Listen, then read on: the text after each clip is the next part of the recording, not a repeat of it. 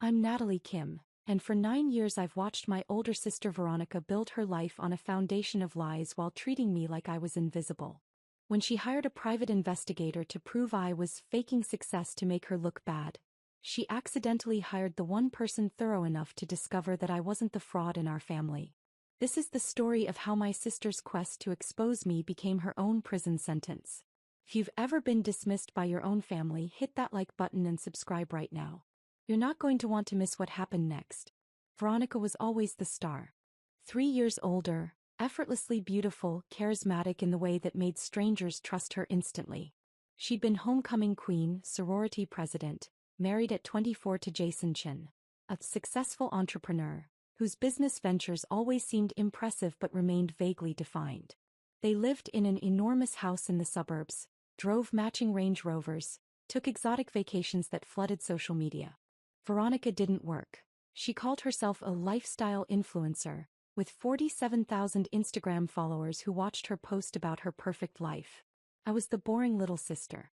The quiet one who liked math and computers, who went to state school instead of Veronica's private university, who worked in something with technology that no one at family gatherings could quite understand or care to ask about. Natalie's doing her computer thing, Veronica would say dismissively at family dinners, waving her manicured hand like she was swatting away a fly. Very technical. Very niche.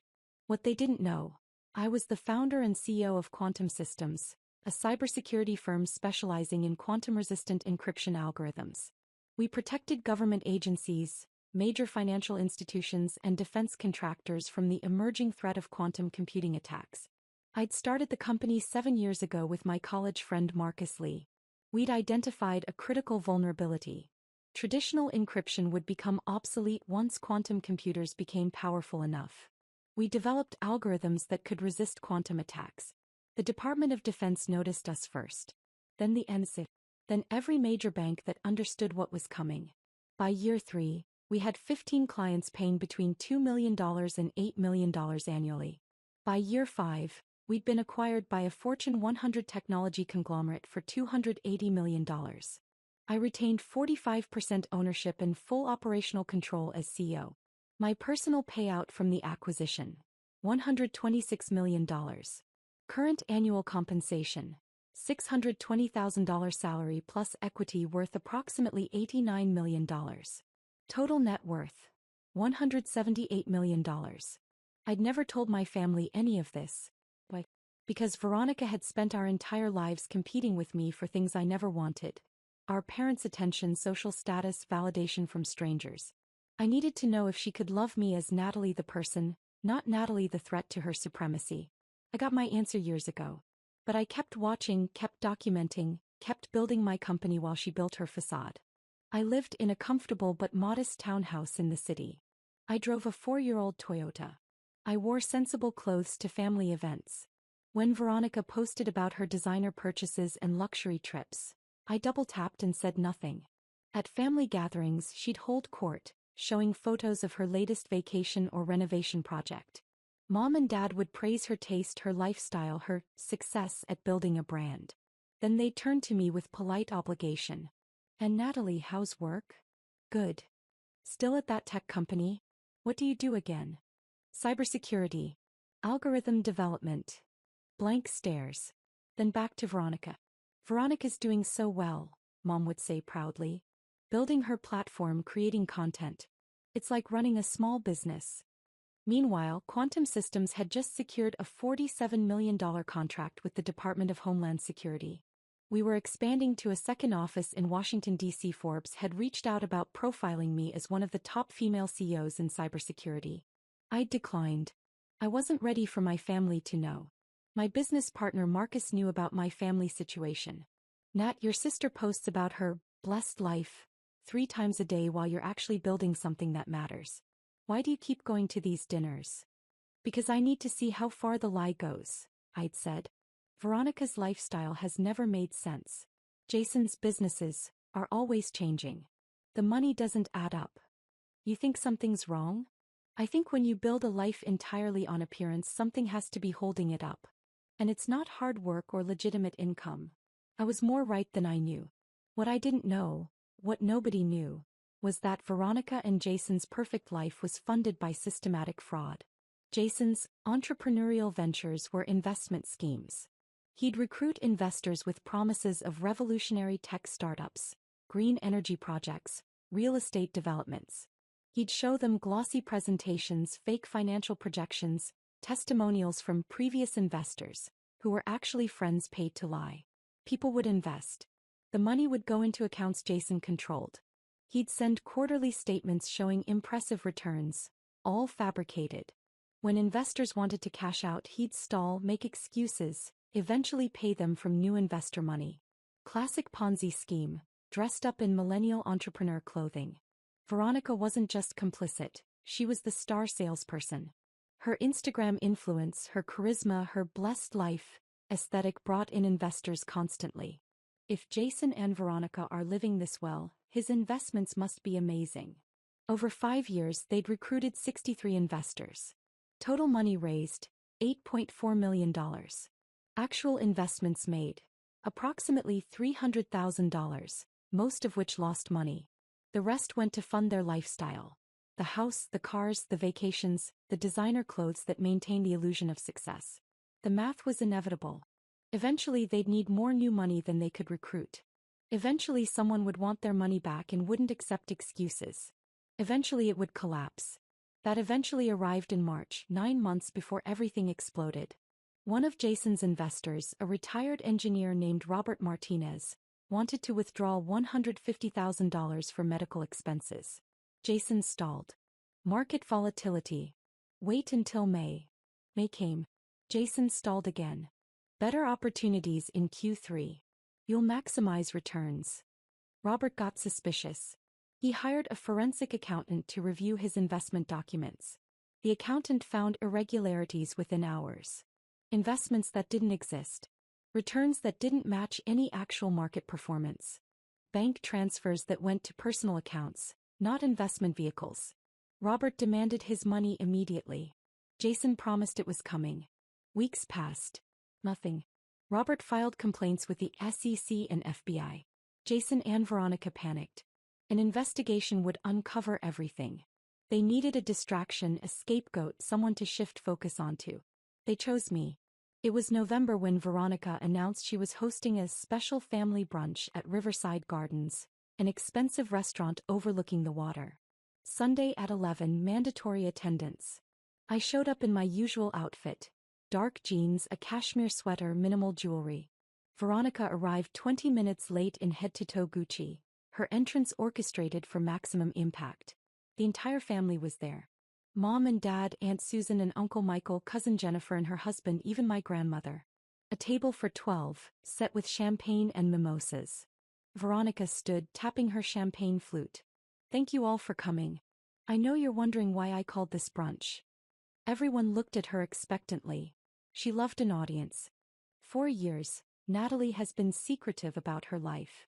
About her job, her finances, everything. She lives modestly, dresses simply, claims to work in tech but never shares details. All eyes turned to me. I sipped my water calmly. At first I thought she was just private. But then I started noticing things. How she never asks for money. How she's never impressed by our success. How she seems almost smug when we talk about our achievements. Veronica, what are you talking about? Dad frowned. I think Natalie has been hiding her success to make the rest of us look shallow. I think she's secretly wealthy and has been playing poor to prove some kind of point. Mom leaned forward. Natalie, is that true? Is what true? Are you secretly successful? Veronica's voice had an edge. Have you been lying about your career to make me look bad? I've never lied about my career. You've never told us anything about it. Veronica's voice rose. You're deliberately vague. You hide information. And I'm tired of wondering if my own sister is judging me. So you did what? I asked quietly. She smiled triumphantly. I hired a private investigator. David Reynolds from Reynolds Investigative Group. Cost me $12,000, but it was worth it. He's been investigating you for 2 months. Your finances, your employment, everything. She gestured to a man sitting at a nearby table. Late 40s, gray suit, laptop bag. He stood and approached. This is David Reynolds. I asked him to find out the truth about Natalie's life. And today, in front of everyone, we're going to hear what he found. Veronica, this is insane, Aunt Susan said. You investigated your own sister? I need to know if she's been lying to us. Veronica's eyes glittered with something that looked like desperation disguised as righteousness. If she's secretly wealthy, it proves she's been playing games with this family. And if she's not, then I can finally stop wondering. When does he present his findings? I asked. Right now. Veronica gestured to Reynolds. Mr. Reynolds, please share what you found. Drop a comment and let me know where you're watching from tonight. David Reynolds set his laptop on the table and opened it deliberately. His expression was carefully neutral, the face of someone who'd seen things he wished he hadn't. Before I begin, he said, his voice carrying across the suddenly silent restaurant, I need to clarify the scope of my investigation. Ms. Chin hired me to investigate her sister's finances and employment. I did that. But comprehensive background investigations require examining all relevant parties and relationships. That's standard practice. Veronica waved her hand impatiently. Yes, just tell us about Natalie. Reynolds pulled up a document. Report 1. Natalie Grace Kim, professional and financial background. The table went silent. A waiter approached, sensed the tension and retreated. Ms. Kim holds a Bachelor of Science in Computer Science and a master's degree in Applied Mathematics from University of Washington. 7 years ago, she co-founded Quantum Systems, a cybersecurity firm specializing in quantum-resistant encryption algorithms. Veronica's confident smile began to flicker. Quantum Systems provides security solutions for government agencies, financial institutions and defense contractors. Their proprietary algorithms protect against emerging quantum computing threats. Current client list includes the Department of Defense, NSA, Homeland Security, and 12 of the 15 largest banks in America. Mom's mimosa glass stopped halfway to her mouth. 4 years ago, Quantum Systems was acquired by TechCore Industries for $280 million. Ms. Kim retained 45% ownership and full operational control as CEO. Her personal payout from the acquisition was $126 million. Gasps rippled around the table. Veronica's face went pale.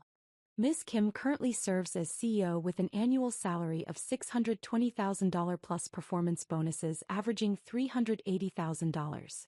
Her equity stake is valued at approximately $89 million. She maintains additional investment portfolios worth $24 million. Reynolds looked up.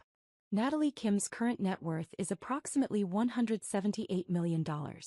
She is one of the most successful female CEOs in the cybersecurity sector.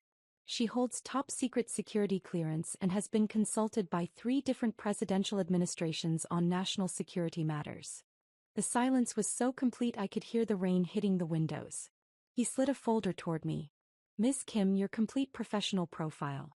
Everything your sister wanted to know. I didn't touch it. I already knew what was inside. Veronica found her voice shrill and panicked. You've been lying to us for 7 years? I never lied. I told you I worked in cybersecurity. I told you I developed algorithms. Every word I said was true. I just didn't specify the scale of what I'd built. You let us think you were nobody. Her voice cracked. You let us pity you. I let you reveal who you were when you thought I couldn't threaten your status, I said quietly. And now I know exactly who you are. Veronica slammed her hand on the table. This is exactly what I thought. You were hiding your success to judge us. To make yourself feel superior. Mr. Reynolds, Jason interrupted, his voice tight. Is the report complete? Reynolds's expression turned to stone. No, Mr. Chin. It's not. Veronica froze. What? As I mentioned, comprehensive background investigations examine all relevant parties. When investigating Ms. Kim's finances, standard practice required me to examine family financial relationships and patterns. He opened a second folder. His voice became clinical. In the course of my investigation, I conducted financial background checks on Ms. Kim's immediate family. What I found raised serious concerns. What kind of concerns? Dad asked slowly. Reynolds pulled out documents. Veronica Kim Chin and Jason Chin operate multiple business entities. Over the past 5 years, They've raised approximately $8.4 million from 63 individual investors through various investment schemes. Veronica's face drained of all color. Jason stood up. This is inappropriate. You were hired to investigate Natalie, not. Sit down, Mr. Chin, Reynolds said sharply. I'm not finished. Jason sat slowly, his jaw clenched. These investment schemes promised returns through tech startups, green energy projects, and real estate developments. I reviewed the actual investments made. Total legitimate investments. Approximately $300,000. Most lost money. Reynolds pulled out more documents, laying them across the table like cards in a poker game. The remaining $8.1 million was diverted to personal use. Your house purchase. Vehicle leases. Vacations. Designer clothing. Instagram content creation. All funded by investor money that was supposed to be invested. Aunt Susan gasped. That's fraud. Yes. Wire fraud, investment fraud, and securities fraud. When investors requested withdrawals, they were paid using money from new investors. That's a Ponzi scheme. He pulled out bank statements. Wire transfers from investor accounts directly to personal accounts. Credit card statements showing luxury purchases charged to business accounts. Fabricated quarterly statements showing returns that never existed. It's comprehensive and systematic fraud. Veronica started crying. You don't understand. We were going to pay everyone back. Jason's next venture was going to. Miss Chin, there is no next venture. Every opportunity you've promoted for 5 years has been fraudulent. You've been recruiting investors through your Instagram platform, using your lifestyle as proof of success, while that lifestyle was funded by the very money people were investing. Reynolds looked at Jason. Mr. Chin, you've moved money to offshore accounts. In the past 6 months, you've transferred $430,000 to accounts in the Cayman Islands. That's evidence of intent to flee and hide assets. Mom stood up, her face twisted with confusion and horror. Veronica, what is he talking about? What have you done? I didn't. We were going to fix it, Jason said. Veronica was sobbing now, mascara streaming down her face. Miss Chin, I've already reported these findings to the FBI and Securities and Exchange Commission, Reynolds said. They've been investigating your activities for 3 months. My report corroborated their evidence. They asked me to delay this presentation until they could coordinate with federal marshals. He checked his watch. Who should be arriving right now? As if on cue, for people in FBI windbreakers entered the restaurant. Behind them, 2 U.S. Marshals. The entire restaurant went silent. Diners at other tables stared. Veronica Chin, Jason Chin, you're under arrest for wire fraud, securities fraud, and money laundering. Veronica screamed. Actually screamed, a sound of pure panic that echoed through the restaurant. She tried to run, stumbling in her designer heels, but a marshal caught her arm. You have the right to remain silent, the agent began. Jason didn't run. He just sat there, all color drained from his face, watching his carefully constructed world collapse in real time. They cuffed them both. Veronica was crying so hard she could barely stand. Mom was screaming her name. Dad sat frozen, mouth open in shock. Grandmother started praying in Korean. As they walked Veronica past me, she twisted around, her eyes wild with desperation and rage. This is your fault. You did this. You're jealous of me. You always have been. I didn't commit fraud for 5 years, I said quietly. You did. I just stopped protecting you from the consequences. I'm your sister. You have to help me. Use your money, hire lawyers. You can't just let them. Yes, I said. I can. They took them away. Through the restaurant, past dozens of staring strangers, out into the rain where police cars waited with flashing lights. Mom turned to me, her face a mask of betrayal and confusion. You knew, didn't you? You knew something was wrong. I suspected Veronica's lifestyle didn't match legitimate income.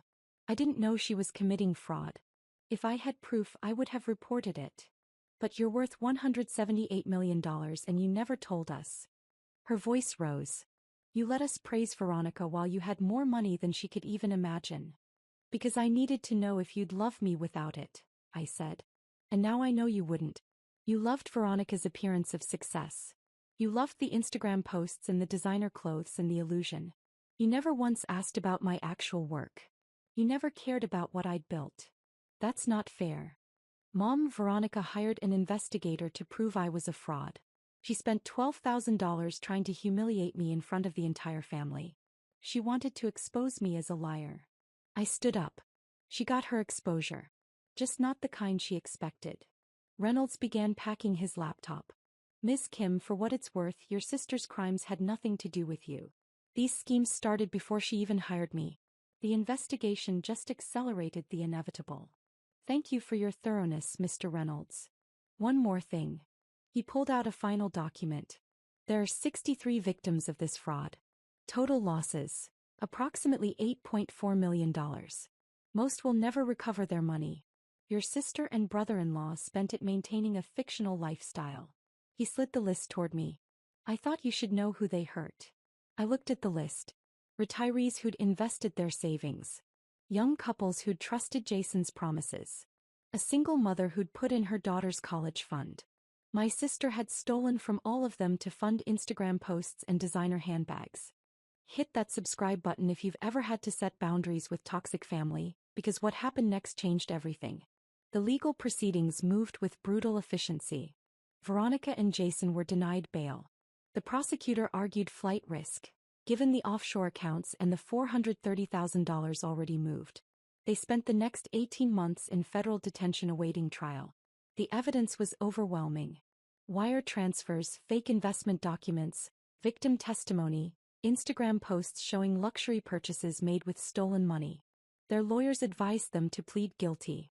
Veronica pleaded guilty to 15 counts of wire fraud and securities fraud. Sentence: 12 years in federal prison, full restitution ordered. Jason pleaded guilty to 23 counts including money laundering. Sentence: 15 years. Everything was seized. The house, the cars, the designer clothes, all of it auctioned off. Total recovered, $840,000. 10% of what they'd stolen. The Instagram account that had been Veronica's pride, 47,000 followers watching her perfect life, was deleted after dozens of her victims found it and left comments about how their savings had funded her vacation photos. My parents' house became a war zone of blame and grief. Mom defended Veronica initially. She made mistakes, but she's still my daughter. You could help her, Natalie. You could hire better lawyers. No. She's your sister. She hired someone to investigate me because she couldn't stand the possibility that I might be successful. She spent 5 years stealing from innocent people to maintain a fake life. She called me a nobody while committing federal crimes. Those are her choices, not mine. Dad was quieter but no less accusatory. You're worth $178 million. You could help make the victims whole. I could. But I won't. Why not? Because it's not my responsibility to fix the damage Veronica caused. Those victims trusted her and Jason. They believed in them. They deserve justice, not a bailout that lets Veronica avoid accountability. That's cold, Natalie. That's boundaries, Dad. Something this family has never understood. The extended family fractured. Some blamed me for not warning them, as if I'd somehow known about Veronica's crimes and said nothing.